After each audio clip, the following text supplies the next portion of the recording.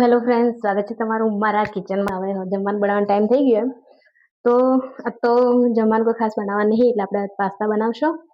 તો બધી પાસ્તાની ઓલમોસ્ટ તૈયારી કરી લીધી છે પાસ્તા બનાવવાના હી.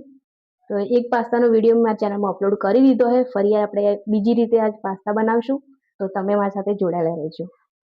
આપણે પાસ્તા માટે અડધી ડુંગળી અને લસણને તો ઝીણું ચોપ કરી લીધું છે.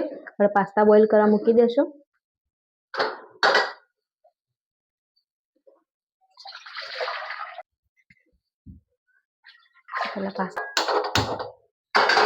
સૌથી પહેલા આપણે પાસ્તા બોઇલ કરવા માટે પાણી ગરમ કરવા મૂકી દીધું. મીઠું નાખશો.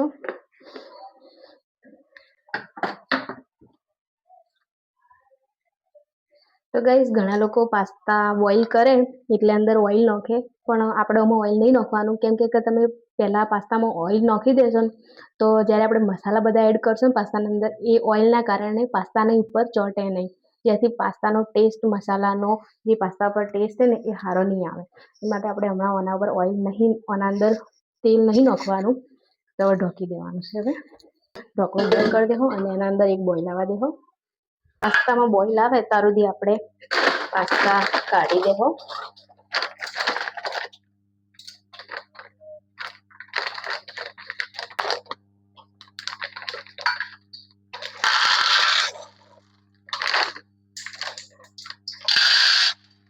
બે કપ જેટલા મેં પાસ્તા લઈ લીધા છે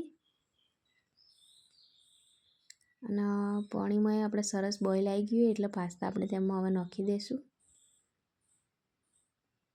બધા પાસ્તા મેં પાણીમાં નાખી દીધા. એકવાર આપણે ચમચેથી ફેરવી લેવો અને ફરી આપણે ઢાંકણું બંધ કરી અને તેને બોઇલ થવા દેવો.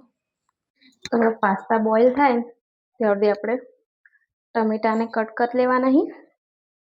હું 3 ટમેટા લીધા હોય કોણ દેશી ટમેટા, એને આપણે 2 ભાગમાં કટ કરી લેવાના. આ રીતે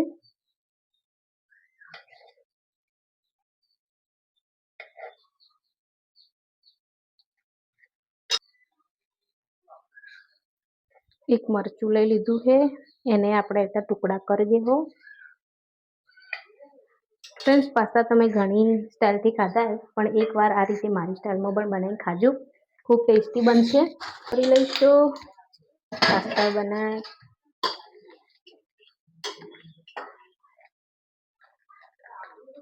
બીજું થોડા મને કાચા લાગે, પાસ્તા કૂક થયા નહીં.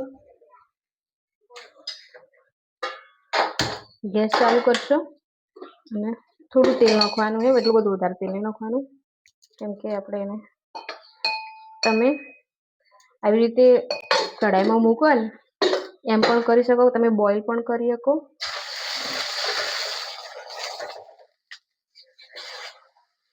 તો ગ્રેવી એકદમ સોફ્ટ બનશે. તમે ડાયરેક્ટ પણ કરી શકો. ટમેટા અને મરચાં આ રીતે આપણે વચ્ચેથી 2 ભાગમાં કટ કરી નાખવાનું. થોડી ધાણાની દાંઠળી નાખી દેશો અને થોડી મીઠું નાખી દેશો. ગેસની ફ્લેમ એકદમ લો રાખવાની છે અને થોડું પાણી આ રીતે છાંટી દેશું. પછી છે ને કઢાઈમાં 2 થી 3 મિનિટ સુધી થવા દેશું. 2-3 મિનિટ સુધી સારી રીતે થવા દેવું, એટલે ટમાટા આપણે પાકી જાય ને ત્યાં સુધી થવા દેવું. પાસ્તાને એડ કરી લેવો.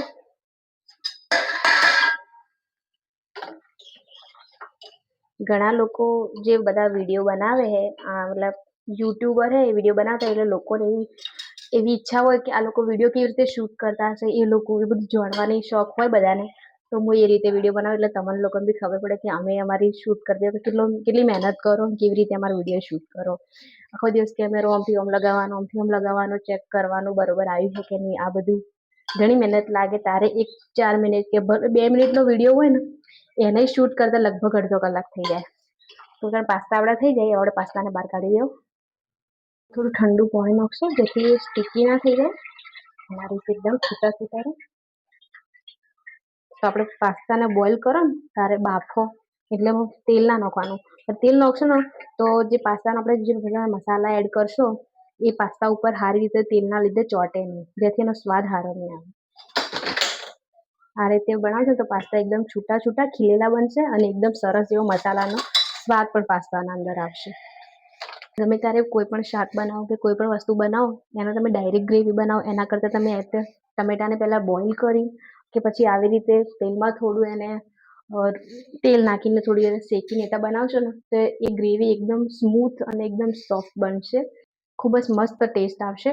તો એકવાર આ રીતે જરૂરથી ટ્રાય કરજો. ટામેટા પણ થઈ જાય તો આ રીતે ટમેટાને દેખો છાલ ઉતરવા લાગી છે. અત્યારે ટમેટાની છાલ ઉતારી અને મિક્સર ગ્રાઇન્ડરમાં એડ કરી દેવાનું છે. ગેસની ફ્લેમ બંધ કરી દેવો. બધું ગ્રાઇન્ડર જારમાં નાખી દીધું હવે આપણે તેને ગ્રાઇન્ડ કરીશું અને ઠંડુ કરીને ગ્રાઇન્ડ કરવાનું. તો મેં ટમેટાની પ્યુરી બનાવી દીધી. જુઓ સરસ પ્યુરી બની. હવે આપણે પાસ્તાનો વઘાર કરી દેવો.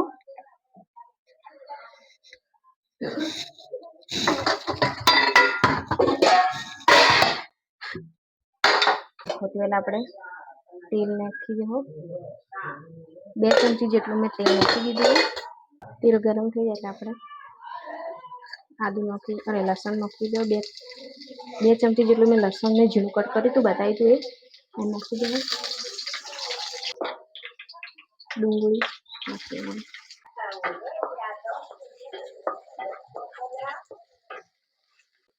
મસ્ત થોડી ટ્રાન્સપરન્ટ બનાવેલી પેસ્ટ નાખી દો તેના પાસ.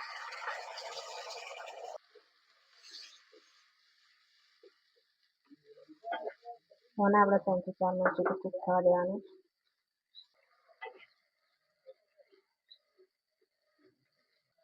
મીઠું નાખી દે થોડું, પાસ્તામાં નાખી દઉં અને આપણે ટામેટાને કૂક કરતી વખતે નાખી દઉં એટલે થોડું ઓછું નાખવાનું આપણું ટેસ્ટ પ્રમાણે.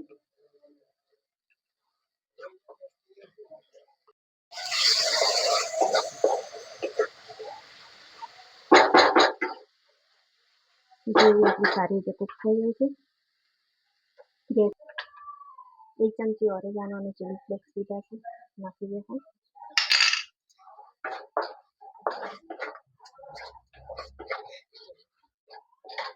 ચમચી જેટલા મેં પીઝા પાસ્તા સોસ લીધો,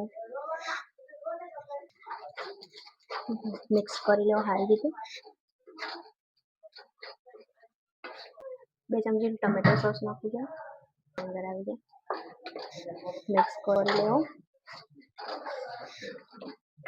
તમે જુઓ એકદમ ખીલેલા છૂટા બસ પાસ્તા નાખી દો. હવે હરખી રીતે મિક્સ કરી લેવું. એકદમ ટેસ્ટી ઇટાલિયન સ્ટાઇલ આપણા પાસ્તા બની તૈયાર થઈ જાય. ફ્રેન્ડ્સ એકવાર તો જરૂરથી ટ્રાય કરજો. આ રીતે મારા જેમ મેં બનાવ્યા એ રીતે એકવાર જરૂરથી ટ્રાય કરજો. પાસ્તા તો એકદમ સરસ એવા બની તૈયાર થઈ ગયા. જુઓ જેવા દેખાવામાં ટેસ્ટી ને એટલા ખાવામાં ટેસ્ટી. ગરમા ગરમ સર્વ કર્યો. મારાથી તો રહેવાતું નહીં આ પાસ્તાને જોઈ. ગરમા ગરમ પાસ્તા સર્વ કરી લેવો.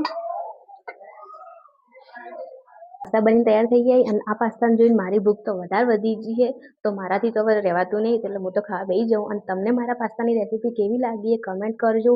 અને મારો વિડીયો તમને જોવા ગમતા હોય તો મારી ચેનલને સબસ્ક્રાઈબ કરજો અને મને સપોર્ટ કરજો થોડો. તો ફરી મળીશું રસોડાની અનેક નવી વાતો લઈને. ત્યાર સુધી મારાથી હવે વેટ નહીં થતું. ત્યાં સુધી બાય બાય. અને ચેનલ પર નવા સબસ્ક્રાઈબ કરજો. વિડીયો ગમે તો લાઈક કરી દેજો. Bye bye.